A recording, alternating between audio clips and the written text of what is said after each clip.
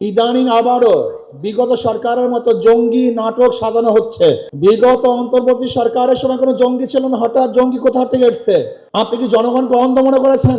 আবারও সেই জঙ্গি নাটক, আবার সেই সন্ত্রাসী হামলা, আবারও দেশটাকে ধ্বংস করার চক্রান্ত চলতেছে।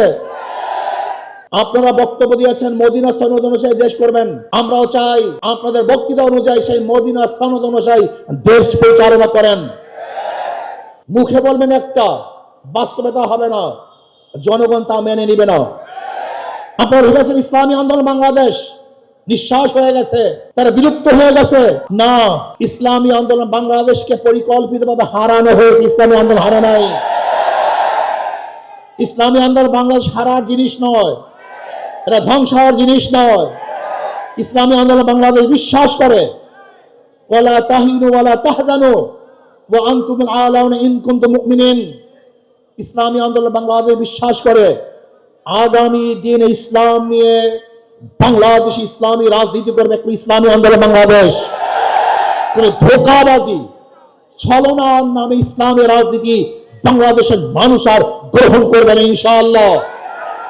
আমি বিশ্বাস করি ইসলামী আন্দোলন বাংলাদেশ এমন এক অবস্থায় আছে, তার স্পষ্ট এক বার্তা জাতির কাছে দিয়েছে। তারা কি চায়? ইসলামী হুকুমত চায়। তাদের মুখের মধ্যে ইসলামী হুকুমত, তাদের অন্তরের মধ্যে ইসলামী হুকুমত, তাদের কর্মসূচির মধ্যে ইসলামী হুকুমত। আমি বিশ্বাস করি ইনশাআল্লাহ আজকে হোক কালকে হোক, একদিন না একদিন ইনশাআল্লাহ ইসলামী হুকুমত দেশে হবেই হবে, হবেই হবে, হবেই হবে ইনশাআল্লাহ। আর আমি বিশ্বাস করি যদি আমি শহীদ কামনা নিয়ে বিছানায় মৃত্যুবরণ করি, আমি শহীদ হব। আর শহীদের তামান্না না নিয়ে রণাঙ্গনেও যদি দুনিয়ার কোনো স্বার্থে মৃত্যুবরণ করি, আমি শহীদ হব না। ইসলামী আন্দোলন বাংলাদেশ ইসলাম হুকুমত কায়েম করার জন্য যদি চেষ্টা করে, যেরকম হারাম রাদিয়াল্লাহু তাআলা শহীদ যখন করা হয়েছিল, তিনি তখন বলেছেন ফুস্তু রব্বিল কাবা, রব্বে কাবার কসম, আমি সফল হয়ে গেছি। যখন শহীদ হয়েছিলেন তিনি তখনও শহীদ হওয়ার সময় বলছেন সফল হয়েছি।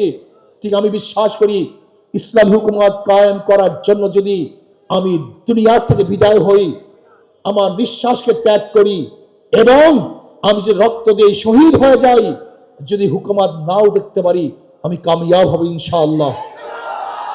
ইসলাম হুকুমত কায়েম করার জন্য আজকের থেকে আবার আমরা পুরো দামের সাথে নেমে পড়বো।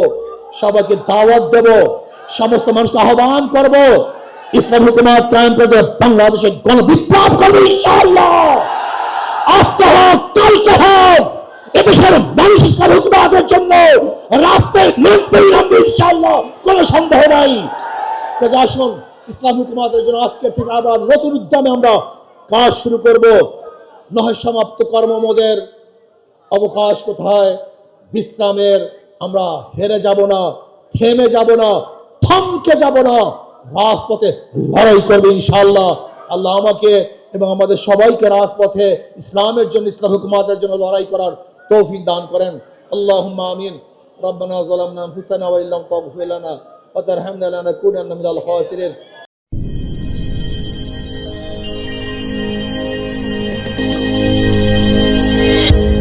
ভিশন 24 দৃষ্টিতে বিস্ময়।